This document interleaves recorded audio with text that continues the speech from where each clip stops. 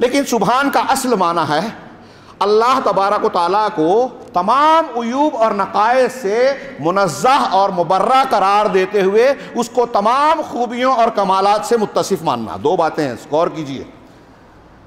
صرف اللہ تبارک و تعالیٰ کو عیب سے اگر منزہ مانا جائے اور اس کی خوبیوں کا انکار کیا جائے تو تسبیح نہیں کہلائے گی.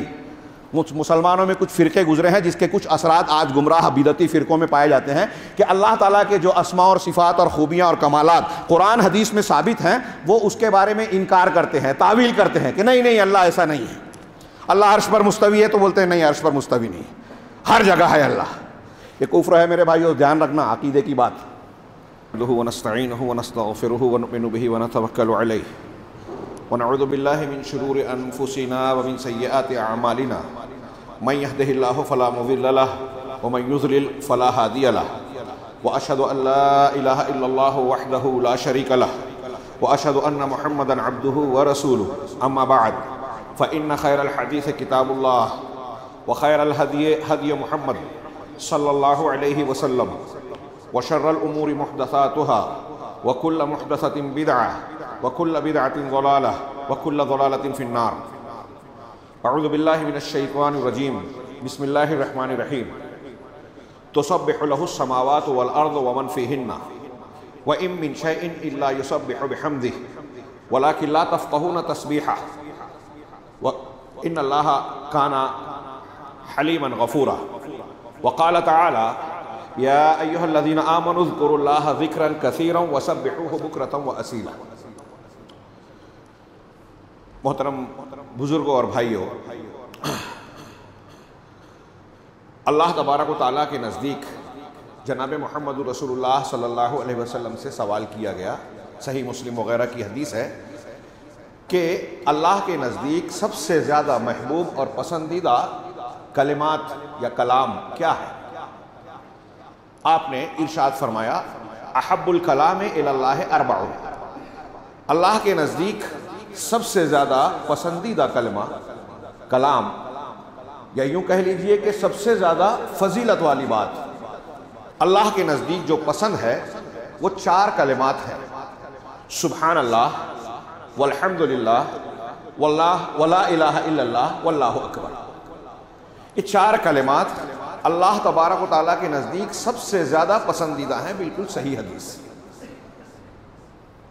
ان میں سے ہر جملہ سبحان اللہ، الحمدللہ، لا الہ الا اللہ، اللہ اکبر، ان کی فضیلت، ان کے فوائد، ان کے معنی اور مفہوم، پھر ان کے تقاضے اگر اسے بیان کیا جائے تو ایک ایک کلمے کے لیے کئی جمعہ درکار ہوں گے. میں آج کے اس خطبے کے مختصر سے وقت میں کچھ باتیں صرف تسبیح یا سبحان اللہ کے تعلق سے کہنا چاہتا ہوں. سبحان اللہ جس کا معنی ہم کرتے ہیں اللہ پاک ہے، میں ابھی آگے بیان کروں گا. اس کلمے کی اور پھر ان میں سے جیسا کہ میں نے عرض کیا ہر کلمے کی انتہائی زبردست فضیلت اور اہمیت ہے. بلکہ میں ایک جملہ یہ کہوں آگے بڑھنے سے پہلے کہ اگر ان کلمات کے 4 کلمات کے معنی اور مفہوم کی گہرائی میں ہم جائیں، اس کے تقاضوں کو سمجھیں، تو اللہ تبارک و تعالیٰ نے جس مقصد کے تحت ہمیں آپ کو اس کائنات کو پیدا کیا ہے ہم اس مقصد کو پا لیں گے.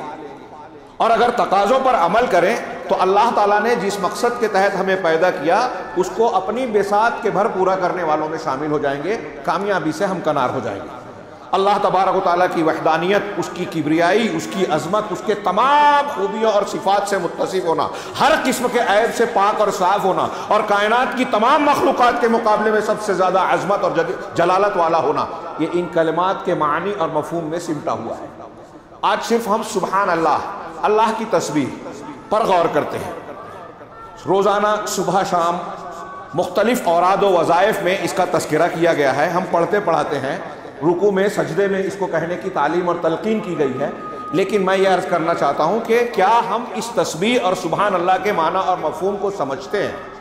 ہم اپنے حالات کا جائزہ لیں. یہ میں عرض کر رہا ہوں منبر رسول سے کہ اگر ہم اپنے حالات کا جائزہ لیں، اپنے ایمان و اعمال کا محاسبہ کریں تو یہ محسوس ہوگا کہ سبحان اللہ، الحمدللہ، لا الہ الا اللہ، اللہ اکبر، لا حول ولا قوت الا باللہ، ان جیسے کلمات ہم زبان سے تو ادا کرتے ہیں لیکن ان کے معنی اور مفہوم ہمارے دلوں میں اترے ہوئے نہیں ہیں.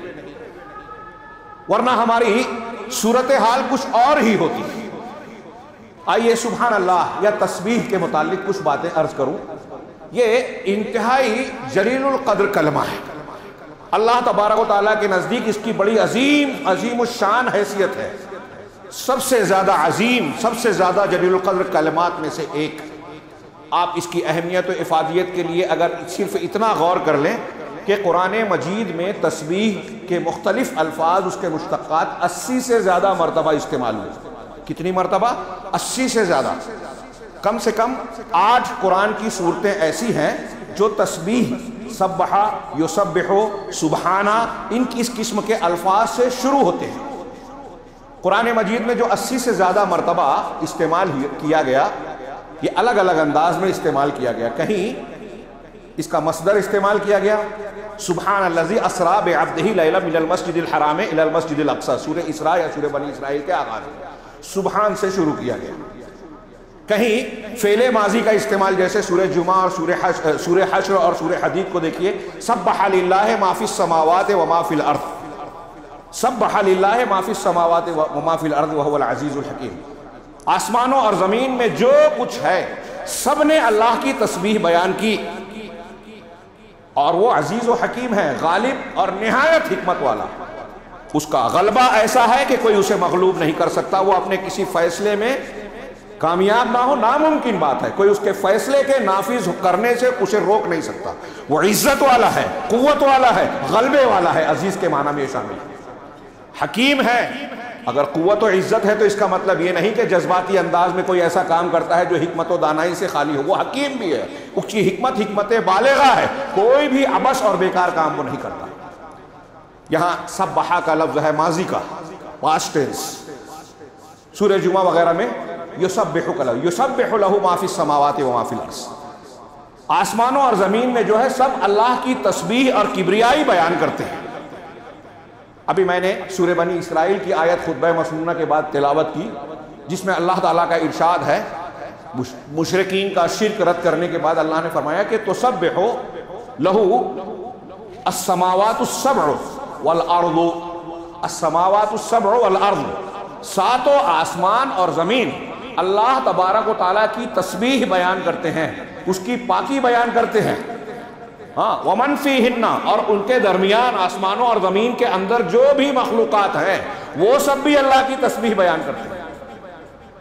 وَإِن مِّن شَيْءٍ إِلَّا يُسَبِّحُ بِحَمْدِهِ، اور کائنات کی کوئی بھی چیز ایسی نہیں ہے جو اللہ تبارک و تعالیٰ کی پاکی اور اس کی پاکیزگی کو بیان نہ کرتی ہوں. اس کی تسبیح اور تقدیس، مقدس ہونا اور صاف ستھرا ہونا، تمام عیب سے منزہ ہونا بیان نہ کرتے ہوں. اس کی تسبیح کنا نہ ہو.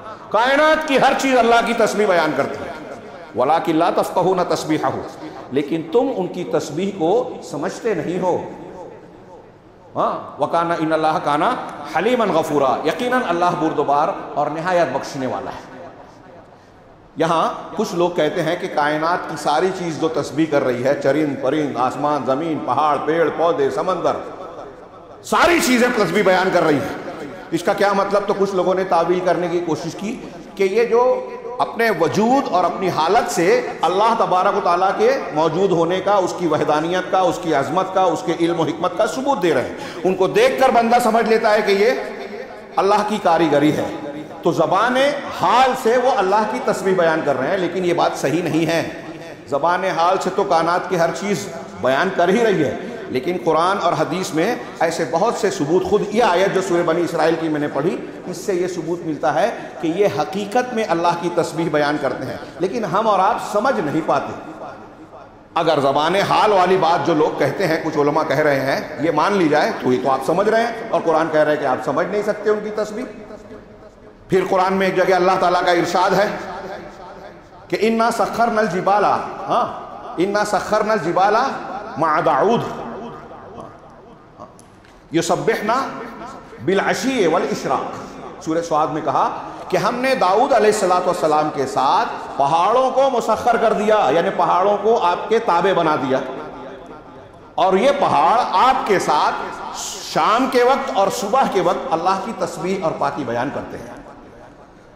اگر زبان حال والی بات ہو تو حضرت داؤد کے ساتھ خاص کرنے کا کیا مطلب؟ پرندوں کا بھی ذکر ہے. ہاں اس طرح بہت ساری احادیث میں ہیں. بخاری کی ایک حدیث میں ہے صحابہ کرام کہتے ہیں کہ ہم کبھی کبھی نبی کریم صلی اللہ علیہ وسلم کے ساتھ رہا کرتے تھے تو جب جو کھانا کھاتے تھے ان دانوں سے اللہ کی تسبیح کے کلمات سنتے تھے. مدینہ میں، یہ صحیح بخاری کی روایت ہے، مسلم کی روایت ہے کہ مکہ میں ایک پتھر تھا جو اللہ کے نبی صلی اللہ علیہ وسلم کو سلام کرتا تھا. آپ منبر بنانے سے پہلے جس درخت پر ٹیک لگا کر خطبہ جمعہ دیا کرتے تھے، جب آپ وہاں سے ہٹے تو وہ آواز کے ساتھ رونے لگا. آپ نے جا کے اس کو تھپ تھپایا اور خاموش کیا. بخاری وغیرہ کی روایت ہے. ان سب ساری احادیث سے پتہ چلتا ہے کہ نباتات ہو، جمادات ہو، آسمان ہو، زمین ہو، پیڑ پودے ہوں، پرندے ہوں، درندے ہوں، جانور ہوں، حیوانات ہوں، سارے کے سارے اللہ تبارک و تعالیٰ کی تسبیح بیان کرتے ہیں. اللہ نے جب چاہا تو کسی کی کچھ آواز کو کچھ لوگوں کو سنا دیا، جیسے صحابہ نے دانوں سے اور غلوں سے سنا، تو جب اللہ نے چاہا تو کچھ لوگوں کی تسبیحات کو سنا دیا. اور عام حالات میں ہم اور آپ ان مخلوقات، جمادات، نباتات، پیڑ پودوں کی تسبیحات کو سمجھ نہیں پاتے. تو کائنات کی ہر چیز اللہ تبارک و تعالیٰ کی تسبیح بیان کر رہی ہے. اس کی کتنی فضیلت ہے. ابھی میں نے ایک حدیث آپ کے سامنے پیش کی کہ احب الکلام میں یہ شامل ہے اللہ تعالیٰ کے انتہائی پسندیدہ کلمات. بخاری مسلم کی انتہائی مشہور حدیث، بخاری کی سب سے آخری حدیث ہے. اللہ کے نبی جناب محمد رسول اللہ صلی اللہ علیہ وسلم نے فرمایا کلمتان حبیبتان الی الرحمن، خفیفتان علی اللسان، ثقیلتان فی المیزان، خفیفتان علی اللسان، سبحان اللہ و بحمدہ سبحان اللہ العظیم. بخاری اور مسلم دونوں میں یہ حدیث ہے کہ دو کلمے ایسے ہیں جو رحمان کو بڑے محبوب ہیں. حبیبتان الی الرحمن، رحمان کو بہت پسند ہے. یہاں مبتدا اور خبر جو لوگ عربی جانتے ہیں وہ یہ جانیں گے کہ جو آگے سبحان اللہ و بحمدہ وہ مبتدا تھا، یعنی عربی کے قاعدے سے اس کو پہلے آنا چاہیے تھا، لیکن اسے بعد میں ذکر کیا. کیوں؟ تشویق اور ترغیب کے لیے کہ لوگوں کو اس کی فضیلت جب بیان کی جائے تو اس کے جاننے کا شوق پیدا ہو. دو کلمات رحمان کے کو محبوب ہیں. اب رحمان کو محبوب ہے تو ہمیں اور آپ کو بھی محبوب ہونا چاہیے. یہ ایک بندہ مومن کے لیے کسی کلمے کی فضیلت بیان کرنے کے لیے کافی ہے کہ ہمارے پروردگار کو یہ پسند ہے تو ہمیں بھی پسند ہونا چاہیے. ثقیلتان فی المیزان، اتنا ہی نہیں کہ وہ رحمان کو پسند ہے بلکہ میزان عمل میں بہت بھاری ہوں گے، وزندار ہوں گے. ہاں بندہ یہ سوچ سکتا ہے کہ رحمان کو پسند ہے، میزان میں بھاری ہے، تو پھر ممکن ہے کہ کام بڑا مشکل ہوگا. دنیا میں ایسا ہی ہوتا ہے کہ جو چیز جتنی قیمتی ہوتی ہے، جو چیز جتنی اہم ہوتی ہے، اس کی قیمت اتنی زیادہ ہوتی ہے، اس کا حاصل کرنا اتنا مشکل ہوتا ہے. لیکن اللہ تعالیٰ کے دین میں اللہ نے جو سہولیات رکھی ہیں کہ جو جتنی زیادہ مفید، جتنی زیادہ اہمیت اور فضیلت والی چیز ہے اس کو اتنا زیادہ عام رکھا. اللہ کے نبی صلی اللہ علیہ وسلم نے فرمایا کہ وہ میزان میں بھاری ہے، وخفیفتان علی اللسان، لیکن زبان پر بہت ہلکی ہے، کوئی مشکل نہیں ہے. امام شافعی رحمہ اللہ کہتے ہیں کہ نیک اعمال میں سب سے زیادہ آسان، سب سے زیادہ فائدہ مند، جس میں انسان کو کوئی دقت، کوئی خرچ پریشانی نہیں ہوتی، وہ اللہ کا ذکر ہے. اور اس کے فوائد بے شمار ہیں. اگر ذکر اللہ کی بحث کریں، بہت کم وقت ہے، میں ادھر نہیں جا سکتا. علامہ ابن قیم رحمہ اللہ نے اللہ کا ذکر کرنے کے قرآن و حدیث کے روشنی میں کم و بیش 100 فائدے، اور کہا کہ 100 سے زیادہ اس کے فائدے ہیں. 100 سے زیادہ فائدے. چلتے پھرتے اٹھتے بیٹھتے آپ اللہ کا ذکر کریں، قرآن کی تلاوت کریں، یہ اذکار مسنونہ کریں جو اللہ کے پسندیدہ کلمات ہیں، صبح و شام کے اذکار کریں. ہاں اس سے روزی میں برکت ہوتی ہے، اس سے شیطان دور بھاگتا ہے، اس سے دلوں کو اطمینان ہوتا ہے. نیند کی گولی کھانے سے جن کو نیند نہیں آتی ان کو نیند آ سکتی ہے. اس سے انسان کے اندر قوت اعتماد بڑھتی ہے، اللہ سے قربت ہوتی ہے، شیطان سے دوری ہوتی ہے، روزی میں برکت ہوتی ہے، عمر میں برکت ہوتی ہے. بے شمار فائدے، 100 سے زیادہ فائدے. تو اللہ کے رسول صلی اللہ علیہ وسلم کی یہ حدیث میں پیش کر رہا تھا کہ یہ زبان پر ہلکے ہیں. کیا ہے وہ دو کلمات؟ سبحان اللہ و بحمدہ سبحان اللہ العظیم. اللہ کی تعریف کے ساتھ، اس کی خوبیوں کے ساتھ میں اس کی پاکی بیان کرتا ہوں. اور اللہ عظمت والا، اللہ پاک ہے. یہ دو کلمات اللہ تبارک و تعالیٰ کو پسند ہیں، ہاں میزان عمل میں بھاری ہیں، اور زبان پر ہلکے ہیں، آسان ہیں عمل میں. یہ وقت کم ہے، میں فضیلت کی کچھ روایتیں پیش کر کے اپنا اصل مقصود بیان کرنا چاہتا ہوں. ایک روایت میں ہے کہ نبی کریم صلی اللہ علیہ وسلم نے ارشاد فرمایا، آپ سے پوچھا گیا کہ سب سے زیادہ اللہ کو پسندیدہ کلمہ کون سا ہے؟ تو اللہ کے نبی صلی اللہ علیہ وسلم نے فرمایا کہ وہی کلمہ جس کو اللہ نے فرشتوں کے لیے یا اپنے نیک صالح بندوں کے لیے پسند کیا، منتخب کیا ہے، وہ ہے سبحان اللہ و بحمدہ، سبحان اللہ و بحمدہ۔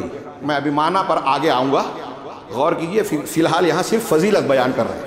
یہ اللہ تعالیٰ نے فرشتوں کی، اس کا مطلب قرآن آپ اٹھائیے تو آپ کو متعدد مقامات پر ملے گا کہ فرشتے صبح شام ہر وقت اللہ کی تسبیح، اس کی حمد کے ساتھ، تعریف کے ساتھ اس کی تسبیح اور پاکی بیان کرتے رہتے ہیں۔ الذین یحملون العرش یسبحونہ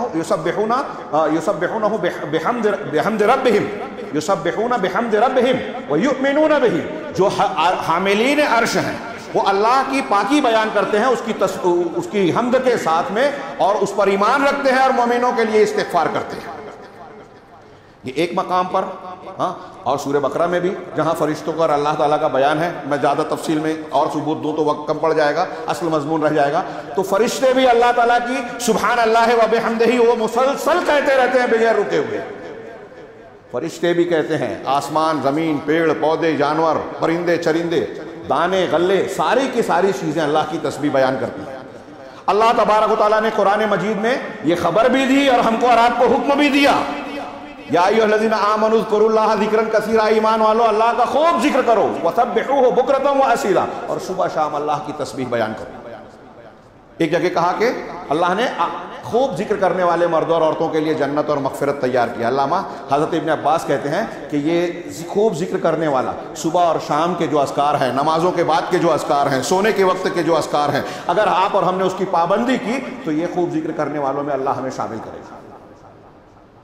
تو میں روایت پیش کر رہا تھا، دوسری ایک حدیث صحیح مسلم کی، نبی کریم صلی اللہ علیہ وسلم نے فرمایا کہ من قال سبحان اللہ و بحمدہ مئۃ مرۃ فی اليوم او کما ورد فی الحدیث، کہ جو شخص ایک دن میں 100 مرتبہ سبحان اللہ و بحمدہ کہے گا، تو اس کے سارے گناہ مٹا دیے جائیں گے، چاہے وہ سمندر کے مثل زبد البحر، سمندر کے جھاگ کی طرح ہی کیوں نہ ہو۔ کتنی بڑی فضیلت ہے سبحان اللہ و بحمدہ۔ اگر 100 مرتبہ اگر آپ اچھے طریقے سے اس کو کہیں تو بہت ہوا 5 7 8 منٹ 10 منٹ، 100 مرتبہ آپ نے دن میں کہا۔ ایک روایت میں ہے کہ صبح 100 مرتبہ، شام میں 100 مرتبہ کہا تو اس کی بڑے اجر و ثواب ہیں، اور قیامت کے دن اللہ کے پاس وہ بندہ جب آئے گا تو اس سے زیادہ فضیلت والا اور مقرب بندہ کوئی نہیں ہوگا سوائے اس شخص کے جو خود یہ عمل کرنے والا ہو یا اس سے زیادہ مرتبہ یہ کہنے والا ہو۔ یہ چند حدیثیں، ایک روایت میں اور پیش کروں کہ یہ تسبیح تمام لوگوں کی ہے، اور اللہ تعالیٰ کی تسبیح سبحان اللہ و بحمدہ یہ ایسا کلمہ ہے میرے بھائیوں، ہمارا اور آپ کے یہاں آج دنیا داری، دنیا پرستی بہت ہے، رزق اور مال دولت کے پیچھے ہم اندھے ہو کر بھاگتے ہیں۔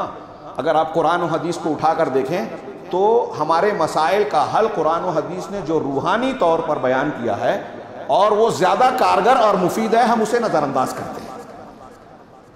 میں اکثر بیان کرتا ہوں کہ روحانی قوت، ہمارے کمانے کی، دنیا حاصل کرنے کی جو تڑپ ہے، ہوس ہے، اس کو پورا کرنے کے لیے ہم کیا کیا جتن کرتے ہیں، بڑے بڑے ڈگریاں حاصل کیے، یہ کیا وہ کیا، دنیا حقوق کو پامال کرتے ہیں اور نہ جانے کیا کیا، لیکن روزی میں کہ حصول، اس میں برکت، اس میں اضافے کی جو شکلیں قرآن و حدیث نے بتائی وہ روحانی مادی چیزوں سے زیادہ روحانی ہے۔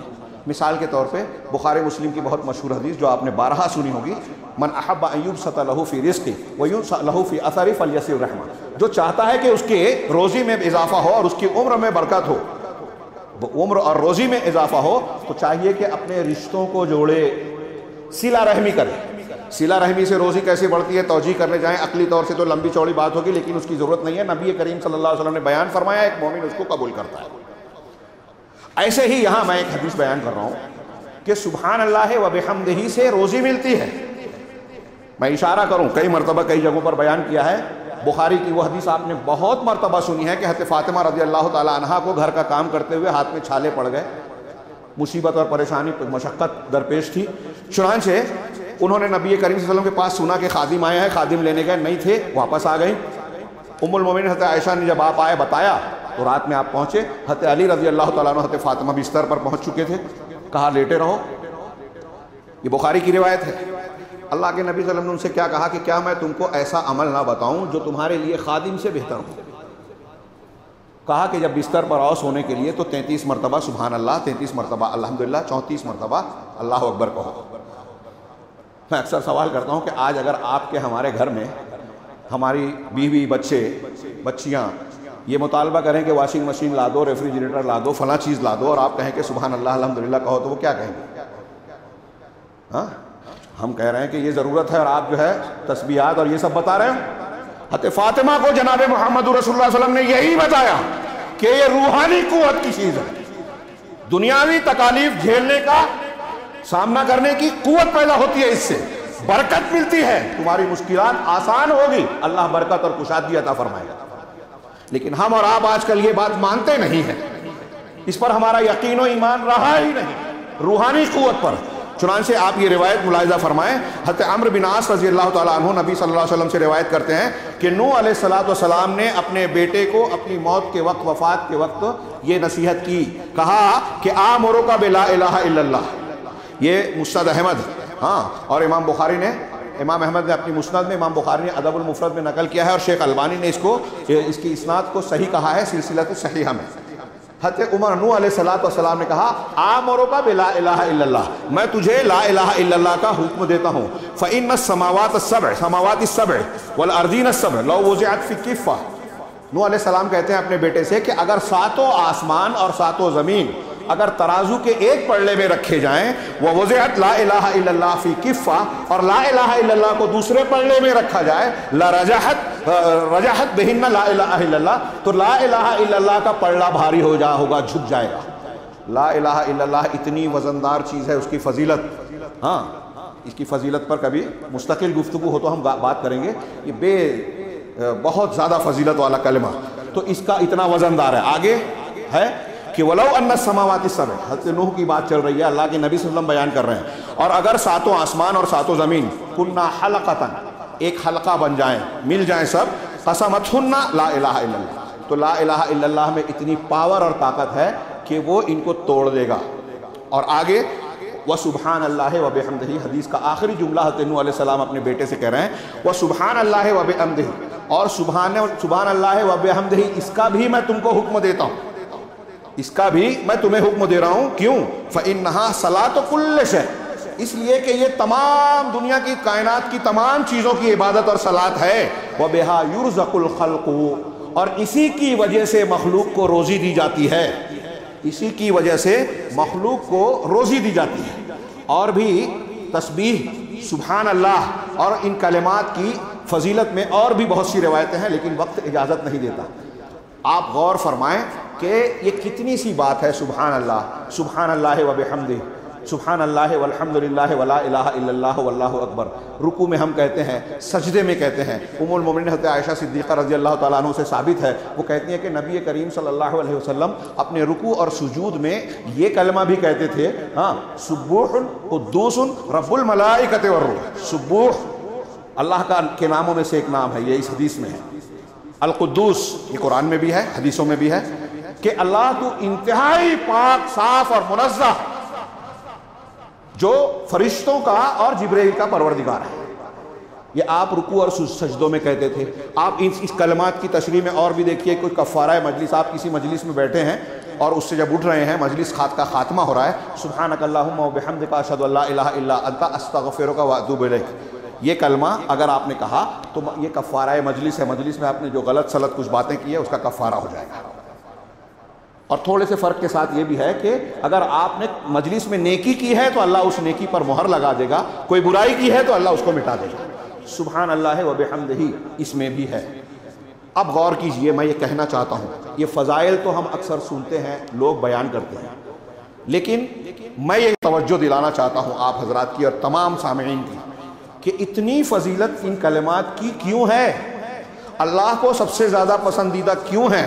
صرف 100 مرتبہ یہ پڑھنے سے سمندر کے جھاگ کی طرح گناہ معاف ہو جائیں، ایسی تاثیر اس میں کیوں ہے؟ ذکر و اذکار خالی خلی صرف زبان سے آپ کہیں، اس کے معنی اور مفہوم کو، اس کے مطالب اور تقاضوں کو نہ سمجھیں تو تاثیر نہیں ہوگی، یا ہوگی تو بہت کم ہوگی۔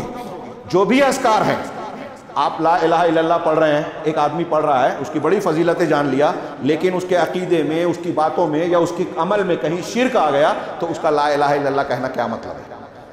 شرک اکبر آ گیا تو کیا اس کا مطلب لا الہ الا اللہ وہ زبان سے کہہ رہا ہے، معنی مطلب سمجھا نہیں۔ بس یہی معاملہ سبحان اللہ اور دوسرے اذکار کا بھی ہے کہ اس کی فضیلتیں تو ہم جانتے ہیں، مسلمانوں کے بہت سے طبقات ان فضیلتوں کو دیکھ کر ان پر عمل بھی کرتے ہیں، اوراد و وظائف کو معمول بھی بناتے ہیں، لیکن اس کا معنی مفہوم سمجھتے نہیں۔ سبحان اللہ کا معنی کیا ہے؟ اگر اس معنی کو غور کریں تو ہماری زندگی کے ہر پہلو پر روشنی پڑے گی۔ یہاں ہو سکتا ہے بعض سامعین یہ بھی سوچ رہے ہوں کہ مولانا اتنی دور سے آئے ہیں اور سبحان اللہ کی فضیلت بتا رہے ہیں جو ہم جانتے ہیں۔ میں جو آپ جانتے ہیں اس کی روشنی میں اس طرف توجہ دلانا چاہتا ہوں جو یا تو آپ جانتے نہیں ہیں یا جانتے ہیں تو توجہ نہیں دیتے، اور وہ کیا ہے؟ سبحان کا معنی غور کیجئے۔ تسبیح یا سبحان کا معنی عربی زبان میں تبعید کے ہوتے ہیں، دور کرنا، دور کرنا۔ جب ہم اللہ کے لیے تسبیح کہتے ہیں تو اللہ تبارک و تعالیٰ کی ذات کو ہر قسم کے عیب، ہر قسم کی خامی، ہر قسم کے جھول اور کمزوری سے دور بتاتے ہیں۔ سبحہ سبحہ، اور سبحان کا معنی عبادت بھی ہوتا ہے، تسبیح بھی ہوتا ہے، اور قرآن و حدیث میں نفل نمازوں کے لیے بھی تسبیح کا لفظ اور سبحان کا لفظ استعمال ہوا ہے۔ موقع نہیں ہے کہ میں مثالیں دوں، حضرت ابن عمر کی حدیث میں بھی ہے اور قرآن میں بھی ہے، سورہ مزمل وغیرہ میں۔ اسی طریقے سے سبحان کا قال اوسطہم، سورہ قلم میں جو آیت ہے قال اوسطہم الم اقل لکم لولا تسبحون، 3 لوگوں کا جو باغ تھا، باپ کے مرنے کے بعد چوری چپکے سے جانا چاہے اور پھر اس کے بعد باغ تباہ ہو گیا، جو واقعہ نقل کیا تو بیچ منجھلے بیٹے نے کہا، بھائی نے کہا کہ کیا میں نے تم سے نہیں کہا تھا کہ تم تسبیح بیان نہیں کرتے؟ تو علماء کہتے ہیں کہ یہاں تسبیح سے مراد انشاءاللہ کہنا ہے۔ لیکن سبحان کا اصل معنی ہے اللہ تبارک و تعالیٰ کو تمام عیوب اور نقائص سے منزہ اور مبرہ قرار دیتے ہوئے اس کو تمام خوبیوں اور کمالات سے متصف ماننا۔ 2 باتیں ہیں، غور کیجیے۔ صرف اللہ تبارک و تعالیٰ کو عیب سے اگر منزہ مانا جائے اور اس کی خوبیوں کا انکار کیا جائے تو تسبیح نہیں کہلائے گی۔ مسلمانوں میں کچھ فرقے گزرے ہیں جس کے کچھ اثرات آج گمراہ بدعتی فرقوں میں پائے جاتے ہیں کہ اللہ تعالیٰ کے جو اسماء اور صفات اور خوبیاں اور کمالات قرآن حدیث میں ثابت ہیں وہ اس کے بارے میں انکار کرتے ہیں، تعویل کرتے ہیں کہ نہیں اللہ ایسا نہیں ہے۔ اللہ عرش پر مستوی ہے تو بولتے ہیں نہیں عرش پر مستوی نہیں، ہر جگہ ہے اللہ۔ یہ کفر ہے میرے بھائیو، دھیان رکھنا، عقیدے کی بات۔ قرآن حدیث کی کم و بیش 1000 دلیلیں ایسی ہیں جو بتاتی ہے کہ اللہ آسمان کے اوپر، عرش کے اوپر مستوی ہے، قائم ہے۔ ہمارے ہاں جو اہل تصوف یا بدعتی گروہ اشعری ماتریدیت کے من ماننے والے یہ کہتے ہیں، غلط کہتے ہیں، اور جو اللہ تبارک و تعالیٰ کے قرآن و حدیث سے ثابت شدہ اسماء و صفات اور خوبیوں کا انکار کرتا ہے، تعویل کرتا ہے، وہ اللہ کی تسبیح نہیں بیان کرتا۔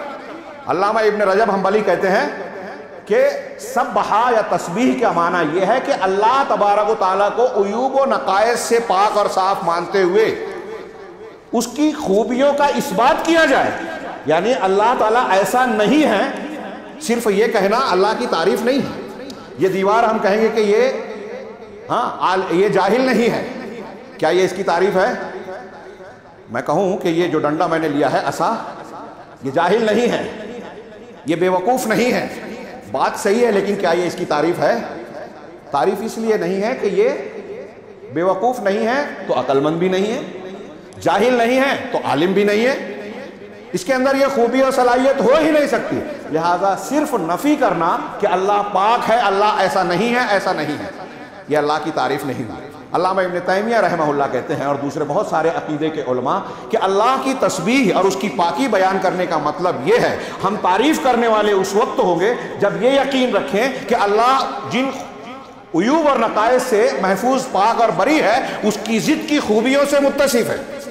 جیسے ہم نے اگر یہ کہا کہ اللہ پاک ہے جہالت سے، تو اس کے ساتھ یہ معنی پڑے گا کہ جہالت سے پاک ہونے کا مطلب یہ کہ علم میں کامل ہے، کائنات کی کوئی چیز، حال، ماضی، مستقبل، کوئی بال ہمارے جسم کے اندر موجود صفی ذرات، پلیٹلیٹ، خون میں موجود 2 لاکھ قسم کے پروٹین، اور جانا جانے کیا کیا ہے، اور جو کچھ بھی ہمارے بال کتنے ہیں، درخت کتنے، درختوں میں پتے کتنے ہیں، درختوں کے اندر ریشے کتنے ہیں، ایک غبارے کے اندر کتنے ذرات ہیں، الیکٹران، نیوٹران، پروٹون، سب کے سب اللہ تعالیٰ جانتا ہے۔ وَأَحْصَىٰ كُلَّ شَيْءٍ عَدَدًا، اللہ نے ہر چیز کو گن رکھا ہے۔ کوئی ایک بال برابر چیز بھی اگر اللہ کے علم سے باہر ہو جائے تو اتنی جہالت آ جائے گی، اتنا نقص آ جائے گا، اور اللہ سبحان ہے، پاک ہے، اللہ تعالیٰ کوئی نقص سے متصف نہیں ہے۔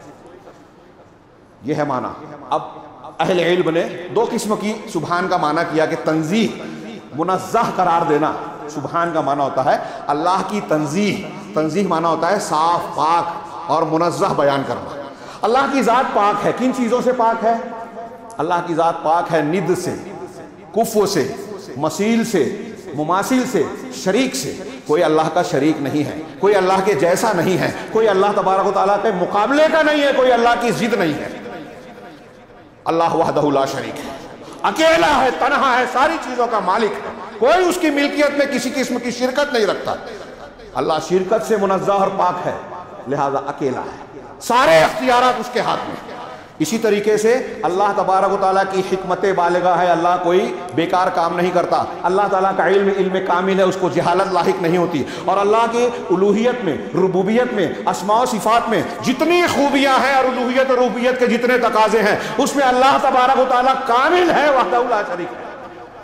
اس کے اندر کوئی ایسا عیب نہیں ہے جو اس کے رب ہونے کے منافی ہو، کوئی ایسا عیب نہیں ہے جو اس کے معبود ہونے کے منافی ہو۔ اس کے جتنے اسماء و صفات ہیں ساری کے ساری کامل خوبیوں کو بیان کرتی ہیں اور اس کی ضد کی نفی کرتی ہے۔ اللہ کو ہم کہتے ہیں کہ قدرت والا ہے، ساری چیزوں پر، کہ وَهُوَ عَلَىٰ كُلِّ شَيْءٍ قَدِيرٌ، ہر چیز پر قدرت رکھتا ہے۔ اس کا مطلب وہ کسی چیز سے عاجز نہیں ہے، کوئی چیز اس کی قدرت سے باہر نہیں ہے، تو عاجز نہیں ہے، یہ تسبیح، قدرت والا ہے، یہ حمد ہے۔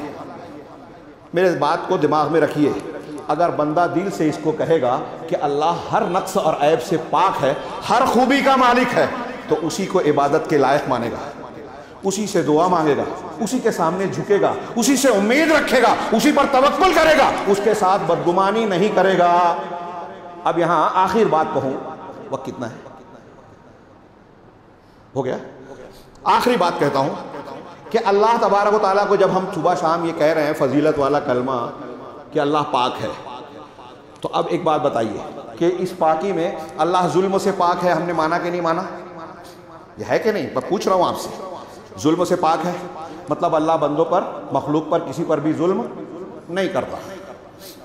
اب اس ایک چیز کو، میں وقت ہوتا تو کئی چیزوں کو بیان کرتا، صرف اس ایک چیز کو سامنے رکھ کے ہمارے حالات پر غور کیجئے۔ ایک آدمی غریب ہے، اس کے گھر میں فاقہ ہو رہا ہے، اس کی بیٹی کی شادی نہیں ہو رہی ہے، رشتے بھیجتا ہے، مصیبت مشکل پریشانی آ جاتی ہیں، ہاں وہ دل میں سوچتا ہے کہ اللہ مجھ کو یہ پریشانی دے رہا ہے، فلاں گھر میں تو ایسا ہے، میرے ابا میری والدہ مجھ پر زیادتی کرتے ہیں، گالی گلوچ کرتے ہیں، تماچا مارتے ہیں، گھر سے میں سختی کرتے ہیں۔ جب آپ اس پر شکایت کرتے ہیں کہ ماں باپ کے ساتھ حسن سلوک کرو، کوئی سمجھاتا ہے تو کہتے ہیں میرے ابا تو ایسے ہیں، اللہ کو معلوم تھا کہ آپ کے ابا ایسے ہیں، یہ اللہ نے منتخب کیا، ان رشتوں کو آپ نے، ہم نے منتخب نہیں کیا، اللہ نے دیا ہے، اور اللہ رب ہے۔ اور ہم صبح شام کہتے ہیں رضیت باللہ ربا، میں اللہ کے رب ہونے پر راضی ہوا، اس کا مطلب یہ کہ اللہ نے مجھے غریب رکھا، مجھے بدصورت بنایا، مجھے لڑکا بنایا، لڑکی بنایا، مجھے جس حالت میں رکھا میں راضی ہوں، اس کی ربوبیت ہے، مجھے قبول ہے۔ اگر ہمیں اعتراض ہے کہ اللہ نے مجھے غریب کیوں بنایا، تو آپ اللہ کے رب ہونے پر راضی نہیں ہیں، تو آپ غریب ہیں، اللہ تبارک و تعالیٰ ظلم نہیں کر رہا ہے، یہ عقیدہ ہونا چاہیے، یہ اس کی حکمت ہے، اس کی کوئی نہ کوئی مصلحت ہے، ہمیں غریب رکھنا صحیح تھا، ہم امیر ہوتے تو غلط ہوتا، یہ عقیدہ رکھنا چاہیے۔ اللہ ایک ہے ہمارا چاہنا، ایک ہے اللہ کا چاہنا، کس کا چاہنا زیادہ مفید ہے؟ اب اس ایک مثال کو میں ایک اور مثال سے جوڑتا ہوں کہ آج ہمارے ہاں مختلف قسم کی مصیبتیں، پریشانیاں، مسلمانوں کے خلاف سازشیں، الزامات، حملے ہو رہے ہیں۔ ابھی تازہ تریپورہ میں، بنگلہ دیش میں ہندوؤں کے کچھ پروگراموں پر حملہ کیا گیا، اس کو بہانہ بنا کر تریپورہ میں مسلمانوں کی اینٹ سے اینٹ بجائی گئی، تقریباً 15 مساجد کو ڈھا دیا گیا، عورتوں کے ساتھ عصمت ریزی کی گئی، املاک کو تباہ کیا گیا، کئی مکانات پھونک دیے گئے۔ اب ہم چلا رہے ہیں، چیخ رہے ہیں کہ گودی میڈیا اس کو اجاگر نہیں کرتا، مسلمانوں پر ظلم ہوتا ہے۔ حکومت ان کی پشت پناہی کرتی ہے جو مسلمانوں کے ساتھ زیادتی کرتے ہیں.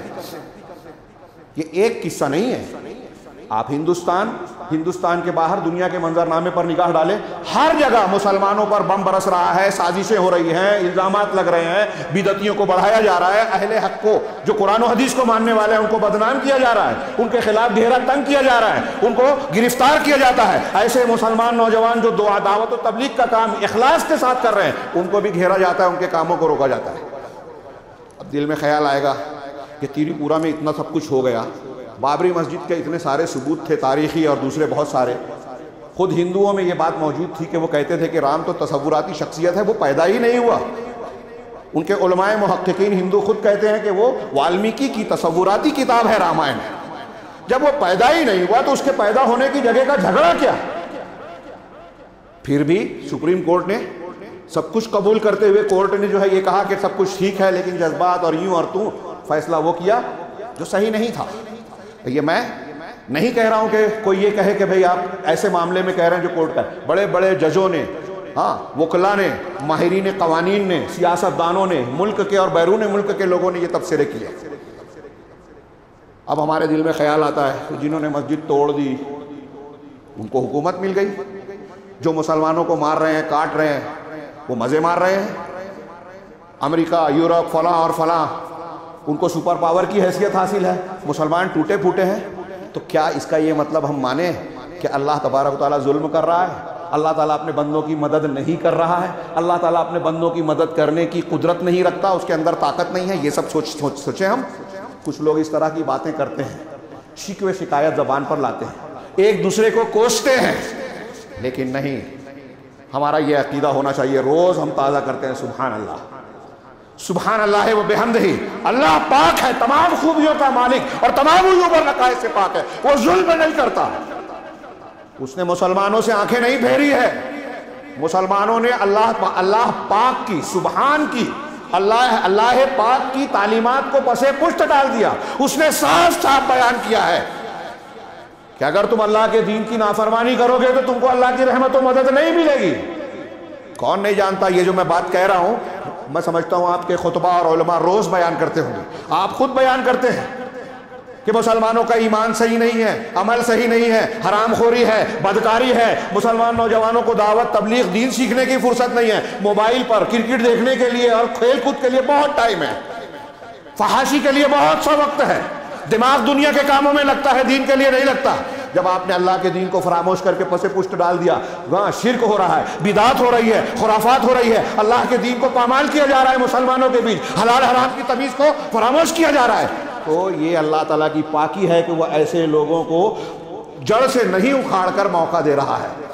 یہ اللہ تبارک و تعالیٰ کا احسان و کرم ہے. میرے بھائیوں, ہم یہاں جو بیٹھے ہیں, میں نہیں جانتا کہ بیجاپور کے تفصیلی حالات کیا ہیں, لیکن عمومی طور سے مسلمانوں کے جو حالات ہیں اس کے پیش نظر میں یہ کہہ سکتا ہوں کہ آج مسلمانوں کے جو حالات ہیں, دین سے, حق سے, قرآن و حدیث سے جو ان کا تعلق اور رویہ اور وابستگی ہے, دیکھا جائے تو وہ ظالمانہ ہے. اور ہم اور آپ اگر اپنا جائزہ لیں تو نظر آئے گا کہ ہم بہت بڑے عذاب کے مستحق ہیں. یہ تو اللہ رحمان و رحیم کی کرم فرمائی ہے کہ وہ ہمیں ڈھیل دے رہا ہے. اگر ہم دین والے ہو جائیں, قرآن و حدیث کے متبع فرمان ہو جائیں, اور اس کے بعد زبان سے کہیں سبحان اللہ و بحمدہ, اس کے بعد لا الہ الا اللہ ہمارے دلوں میں اتر جائے, اس کے معنی اور مفہوم اور تقاضے ہماری زندگی میں آ جائے, تو دنیا کی کوئی طاقت ہمارا بال بھی کا نہیں کر سکتی. جس طرح اللہ تعالیٰ نے تمام نمرودیت کے سامنے ابراہیم علیہ السلام کو بچایا, پورے مکہ کے لوگ ایک اکٹھا تھے, نبی کریم صلی اللہ علیہ وسلم کو ان کے بیچ سے صحیح سلامت مدینہ پہنچایا. موسیٰ علیہ السلام اپنے مقرب بندوں کی جس طرح حفاظت کی, وہ ہماری اور آپ کی بھی حفاظت کر سکتا ہے, اور اس کا یہ وعدہ ہے. لیکن اس وعدے کی تکمیل اور اس استحقاق کے لیے جو شرائط ہیں, کیا ہم اس شرط پر پورا اتر رہے ہیں؟ میں اس لیے آخر میں کہوں گا, وقت زیادہ ہو گیا شاید, اس کے لیے معافی چاہتا ہوں, کہ ہم اگر زبان سے سبحان اللہ و بحمدہ کہہ رہے ہیں, اور کہنا چاہیے, لا الہ الا اللہ کہہ رہے ہیں, کہنا چاہیے روزانہ, اس کے بڑے فضائل ہیں, تو اس کے معنی اور مفہوم کو گہرائی سے سمجھیں اور پھر اس کے مطابق اپنی زندگی کو ڈھالیں.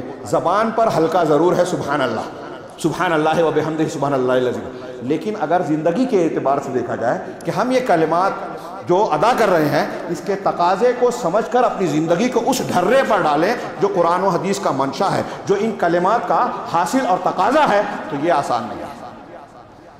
اپنے آپ کو، نفس کو کچلنا پڑے گا، خواہشات کو کچلنا پڑے گا، خواہشات نفس کو۔ آج کون سی بیماری اور برائی ہے قرآن و حدیث کی روشنی میں جو مسلم سماج میں، ہمارے اور آپ کے گھروں میں نہیں پائی جاتی؟